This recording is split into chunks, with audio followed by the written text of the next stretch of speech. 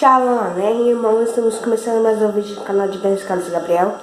Hoje vamos falar sobre uma festa, um evento que está se aproximando, que é a festa de Purim. Mas o que significa a festa de Purim? O que é a festa de Purim? Deixa eu posar um pouco a câmera assim. Isso, né? Amém. Bem, hoje nós vamos ler, eu vou ler um textinho onde fala sobre a festa de Purim, que ela é comemorada até hoje em dia pelos judeus. Então, irmãos, vamos ler aqui, mas antes que eu pedir, se você não é no canal, você puder se inscrever e deixar o seu joinha aí. Amém, irmãos? Bem, a festa de Purim que está no livro de Esther. O livro de festa de Purim é o livro de Esther inteiro. Uma coisa que nós temos uma curiosidade, né?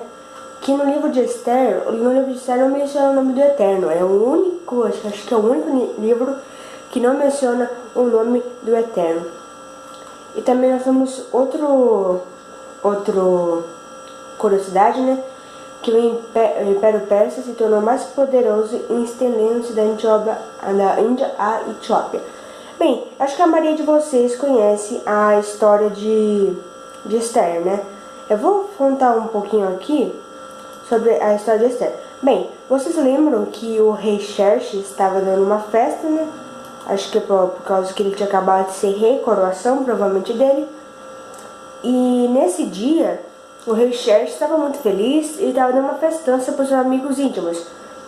Ele fez uma festança lá e tal, e ele falou assim: nossa, eu tenho tudo, eu tenho o melhor, eu tenho a rainha mais bela do mundo, né? E ele foi chamar a rainha, só que a rainha se negou a vir. E então o rei Xerxes perguntou para um dos seus sábios, né, os seus acho que sábios mesmo, dos conselheiros, para saber o que poderia acontecer, né, se a rainha o desobedecesse. Eles falaram que se essa mulher descobrisse que ela desobedeceu, elas começariam também a desobedecer seus maridos. O que aconteceu? O rei, então, Xerxes mandou todas as mulheres, mandou a rainha embora, por causa para não acontecer esse ato e para não se espalhar para todo mundo. O que aconteceu depois? Depois ele estava assim querendo arranjar uma esposa, uma rainha. Ele pediu para chamar as mais belas lá da Pérsia. E uma delas tinha a Esther, que era uma judia persa, né? Que estava lá, mas era uma judia. E ela foi lá porque ela é bonita, né? E foi lá algumas mulheres e um dos seus dias, que é tipo eu não sei se era o primeiro-ministro, uma coisa assim, ele ficou 3 anos para cuidar da pele, da beleza, tudo, para o rei ver e saber qual seria a sua nova rainha. E o rei acabou se apaixonando por Esther, e Esther então acabou sendo a rainha, né? E nós sabemos que nós temos o Mardoqueu, ou conhecido no judaísmo como Mordecai, né? O nome Mordecai é muito interessante. Depois eu explico para vocês o significado do nome Mordecai, né? E que ele é o primo de Esther, né? Se você for estudar mais um pouco sobre Esther, fala que ele é primo de Esther. Porém, os pais de Esther morreram e então ele teve que adotar Esther. Então Esther foi adotiva. E como Esther ela foi rainha agora, ele ficava lá vigiando ela, né? Sentadinha lá no palácio, depois ia, voltava, né? Mas aconteceu algo muito legal aqui. Vamos começar a ler o texto agora. Um dia, Mordecai ouviu 2 servos que planejavam matar o rei. Contou para Esther, e Esther contou para o seu rei Xerxes. Ele investigou, viu que era verdade e mandou executar os 2 servos. Xerxes pediu aos escribas que escrevesse que Mordecai havia salvado sua vida no livro oficial de registros. Hamã, que era provavelmente um grande amigo de Xerxes, né, foi promovido a primeiro-ministro. Ele admirava que todos se curvarem diante dele. Mas Mordecai e os judeus não se curvavam. Então, Hamã fez o decreto de morte dos judeus. E Xerxes aceitou com essa lei. Ele selou com um anel eu esqueci o nome do anel. Deixa eu ver aqui. Que são muitas coisas. Até esqueci o nome do anel. Deixa eu ver. Achei, irmãos, é o anel do monarca, né? Eu tinha esquecido esse nome, mas era o anel do monarca. Então, vamos ver aqui. Então, o Xerxes aceitou, né, esse decreto de morte dos judeus e selou com o anel do monarca. Eles seriam exterminados no terceiro dia de Adar. Adar, para quem não sabe, é mês de março e é tipo entre março e abril. É o mês de Adar. Então, eles seriam exterminados no 13º dia de Adar. No caso, seria mais ou menos em março, dia 13 de março, 13 de abril. Mordecai descobre da nova lei, então veste de pano de saco e joga cinza sobre sua cabeça, significando sua dor. Então Mordecai descobre que seu povo está exterminado, então tipo, ele fica muito triste, luto, né? Então ele conta para Esther, pede para ela para que seu povo, os judeus, não pudesse ser exterminado, né? Mas pela lei, a rainha não poderia estar na presença do rei sem ser convidada, senão morreria, a não ser que ele estenda o cetro sobre a rainha. Esther irá tentar, ela vai tentar então, porque é o seguinte, ela falou que não pode, ele falou para Mordecai que não podia se vestir de pano de saco, né, jogar sobre sua cabeça, não podia ficar de luto, vamos dizer assim, em frente ao palácio, senão poderia ser morto, exterminado. Mas a rainha, lá na Pérsia, ela não poderia estar na presença do rei sem ela ser convidada, né? Senão ela poderia morrer, a não ser que estenda seu cetro como perdão. Vamos ver mais o que fala sobre isso. Então Esther vai tentar. Ela pede para Mordecai fale para os outros judeus orarem e jejuarem ao Eterno, não comer e nem beber durante 3 dias. Então Esther fala aqui para os judeus o jejuar e orar. E ela disse que ela também vai participar disso, porque é também uma judia, né? Então ela pede para não comer nem beber durante 3 dias. Esther se arrisca, aparecendo diante do rei sem ser convidada. Esther sabe que pode ser punido com a morte, mas ela está prestes a dar sua vida para seus irmãos judeus. Xerxes vê sua linda esposa e decide não se importar com a intrusão. O seu soberano da Pérsia estende o cetro para mostrar seu perdão. Esther faz um pedido para fazer uma festa no dia seguinte em seu jardim.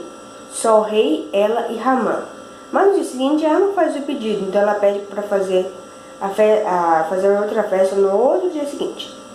Hamã, tudo cheio, se sentindo poderoso, grandioso, fala para sua esposa sobre o seu orgulho de até a rainha chamar só ele e o rei para o banquete, ou seja, particular. Hamã passa a tarde toda vendo a forca sendo construída para a morte de Mordecai. Ele dorme muito bem e feliz, contente, mas o rei Xerxes não consegue. Ele pede para ler as crônicas e registros oficiais, que são as leis, são os registros, né, onde os reis escreviam lá sobre o seu reinado, para que lhe dê sono, porque a crônica sempre dá um sono, né? Se você vê que é uma coisa antiga, depois começa a ficar com sono. Aí chega uma parte que ele escuta até a parte que Mordecai salvou sua vida. Ele tenta pensar algo para recompensá-lo. No dia seguinte, Hamã entra na corte para pedir o enforcamento de Mordecai. Mas o rei o interrompe dizendo: essa parte aqui, irmãos, que eu vou falar não sei se está na Bíblia, detalhadamente essas palavras. Porque tem um livrinho chamado Bíblia em Ação que tipo, ele resume praticamente as histórias. Então eu peguei uma parte desse texto. Porque dá um pouquinho mais de uma atualidade, vamos dizer assim, entre aspas, né? Hamã, você é justamente a pessoa que eu precisava ver. Como poderia honrar a um homem que me agradou? Hamã responde: bem, se eu fosse esse homem, gostaria de usar um de seus mantos e de montar seu cavalo. Então seria levado ao longo da cidade como um de seu nobre, me conduzindo e dizendo a todos: o rei honra esse homem. Xerxes, muito contente com a sugestão, disse a Hamã para fazer isso com Mordecai. Ou seja, Hamã estava pensando que o rei poderia fazer isso. Então ele pensou: não, o rei vai me honrar desse jeito. Então ele dá sugestões como se fosse ele. Mas ele vai lá e quebra a cara, né? Vê que é Mordecai que está pedindo a cabeça dele, né? Para poder ser enforcamento, ele vai ter que fazer isso, né? Para ele poderia ser um constrangimento, né? Vamos dizer isso entre aspas. Após esse momento chegou a hora do banquete, ou melhor, a hora do pedido de Esther para livrar seu povo da morte. Esther disse que estaria condenada à morte junto com seu povo. Ela diz para o rei salvar eles. O rei pergunta: que usaria matar Esther? Ela responde: o perverso Hamã. O rei, muito furioso, sai do jardim. Hamã pega as vestes de Esther, implorando que o rei poupe a vida dele. Quando o rei volta, pensa que Hamã está atacando sua rainha. O rei descobre que Hamã queria furtar Mordecai. No meu textinho da Bíblia fala que um dos servos de Xerxes contou o que havia acontecido. Então ele falou assim: o Hamã quer matar o Mordecai, aquele que salvou sua vida. Então o Xerxes fala assim, para que enforque Hamã naquela forca. Então Hamã morre. Esther conta que Mordecai é seu parente. Então o rei coloca Mordecai no lugar de Hamã como primeiro-ministro. Esther pede para que aquele decreto possa ser cancelado, mas o rei não poderia cancelar uma lei se for selado com o anel do monarca. Mas ele faz uma nova lei. O Xerxes. Os judeus devem carregar armas para se proteger no terceiro dia de Adar. Os judeus reconhecem que o rei Xerxes está do lado dos judeus. Mordecai escreve uma lei que todo ano se celebra a festa de Purim com muita alegria e presentes pelo livramento de Israel. Essa celebração se chama Purim e o povo judeu e todo mundo celebra a festa de Purim. Então até os dias atuais celebramos a festa de Purim. Agora vamos falar sobre o que significa Purim. Nós temos uma palavra que todo mundo usa, que é a Hag Purim Sameach, né? Mas vamos ver o que essa palavra quer dizer. Então eu vou pegar só aqui um textinho, né? Irmãos, antes vamos falar sobre o nome de Mordecai, né? Aqui a gente pode ver Mordecai ou Mordecai, né? Que significa que é o nome de um deus da cidade de Babilônia, né? Que significa empregado, servidor, devoto, né, de Marduk, deus da guerra, guerreiro de Marduk ou empregado do deus. Então esse é o nome de Mordecai. E também Mordecai também significa guerreiro, né? Acho uma coisa assim com guerreiro, né, irmãos? Então esse é o primo de Esther, né? Que como nós vimos que ele é primo de Esther, a gente foi estudar um pouco mais sobre isso. Agora vamos falar sobre a festa de Purim mesmo. A gente está falando sobre a história, vamos dizer assim. Festa de Purim, origem e significado. Purim é comemorado todo ano em Israel e pelos judeus espalhados pelo mundo. Mas o que significa Purim? Significado. O significado da festa de Purim é sortes, que quando Hamã foi fazer o decreto de morte dos judeus, foram lançadas sortes para determinar o dia. Então, o nome Pur significa sorte ou sorteio. Mas, como no hebraico toda palavra que termina com in e m é plural, ou seja, sortes ou sorteio, que foi determinado o dia para ser exterminado dos judeus. A causa pela festa, o livramento de Israel para ser mortos. A rainha Esther e o rei Xerxes cancelou o decreto de morte. Coloco bem entre aspas, porque vocês viram que ele não podia ser cancelado. Mas por que eu coloquei isso entre aspas? Porque o rei falou para eles usarem armas no 13º dia para poder se livrar, vamos dizer assim, para não ser mortos. Então é por isso que eu coloquei isso entre aspas. E os judeus comemoram todo ano essa festa. Agora nós temos a máscara. Vocês podem perceber que em festa de Purim nós usamos máscara. Calma aí, não vamos falar que é o carnaval, tá? Não tem nada a ver com carnaval.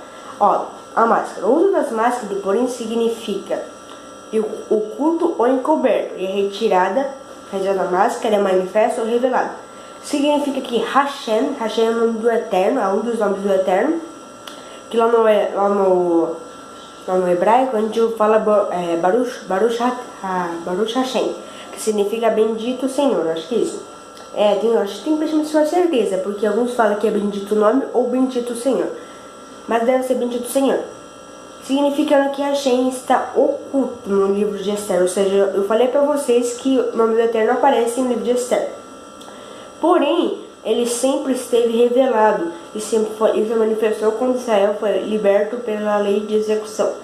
Então, ele sempre esteve revelado, porque ele estava lá, vendo tudo aquilo e livrou o povo. Logicamente, foi por causa de Esther. Mas se não fosse por Esther estar sendo rainha, provavelmente não teria judeus hoje em dia. Provavelmente eu e você não existiríamos, porque nós somos descendentes de judeus, por causa que Deus criou Adão e Eva, certo? Adão e Eva, como eles tiveram filhos, assim, que deu Abraão, os patriarcas eram judeus. Então, se a gente for parar pra pensar, provavelmente Adão e Eva poderiam também ser judeus, vamos pensar assim, né? Então não teria judeus hoje em dia provavelmente nós não teríamos esse entendimento todo sobre a Bíblia. Então, o Deus, nosso Deus, ele estava sempre revelado, sempre vendo as coisas, mas se ele manifestou por causa que eles jejuaram, oraram, pedindo ao Eterno para que ele possa parar com esse decreto de morte, e acabou acontecendo. Obviamente que teria que usar o pacote de armas, né? para poder não passar por essa execução. Então, o Eterno, esse é o uso da máscara. Máscara tem nada a ver com carnaval. Tem muita gente que fala, Purim é festa de carnaval, porque Purim é celebrado em março e abril, e março é carnaval. Tem nada a ver. Purim é uma coisa e carnaval é outra. Carnaval é carnal. Eu até já falando, carnaval é carnal. Purim é espiritual, é uma festa onde nós comemoramos a liberdade. A liberdade, vamos dizer liberdade, mas vamos dizer assim, o cancelamento, o decreto de morte dos judeus que hoje nós não poderíamos ter. Na festa de Purim nós comemos as orelhas de Ramã. As Rosnei Ramã, ou orelhas de Ramã, é um biscoito de formato triangular, ou seja, ele é desse jeito, triangular, com recheio de uvas passas, geleias e tal. É comestível, e quando comemos essas Osnei Ramã, significa que estamos devorando nosso inimigo, a nossa vitória sobre o inimigo, ou seja, você está vencendo o seu inimigo. Toda vez que você está comendo as orelhas de Ramã, você está vencendo sobre o seu inimigo, devorando o seu inimigo. Então, esses são os significados da festa de Purim, que acontece sobre a liberdade dos judeus, vamos dizer assim, né, de serem mortos, né?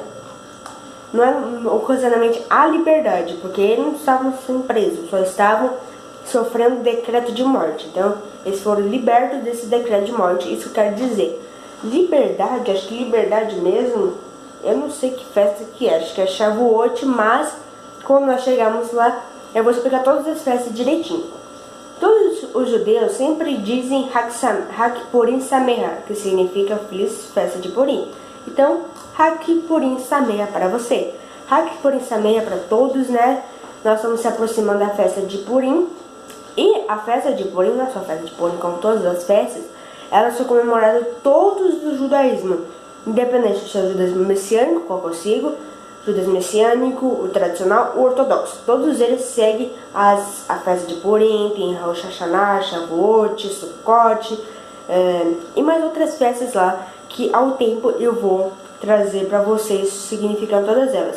Então, essa daqui mesmo que é as festas, né, já Purim.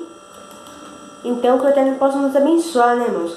Então, a gente viu bastante coisa, que foi um livramento do Eterno mesmo sobre a vida sobre Israel, e que nós, que essa palavra é muito forte, que ela pode assim entrar no nosso coração, que nós podemos levar isso nos dias atuais, que nós não podemos se curvar diante da situação, não vamos nos curvar. Se tiver, pode acontecer que acontecer, mas não vamos nos curvar diante da situação, não vamos nos render, porque o único que nós podemos render é ao Eterno. Ramã queria que todos curvassem diante dele, porque ele era primeiro-ministro, era amigo do rei, tinha muita particularidade com o rei, tinha até participando de festas particulares, só ele, o rei e a rainha.